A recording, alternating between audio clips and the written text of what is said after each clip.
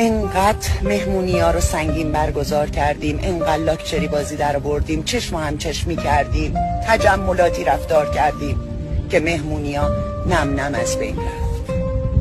انقدر تو این الگو برداری کردیم و گفتیم فامیل بده، به فامیل چه، بدترین گروه فامیله، که انرژیامون هم رفت. اون دوره همیایی که داشتیم با فامیل، اونا انرژی ما بودن، اونا خنده ما بودن، اونا باعث می شدن احساس بیهوده، تنهایی و دلشکستگی نداشته باشیم. الان تبدیل به چی شدیم؟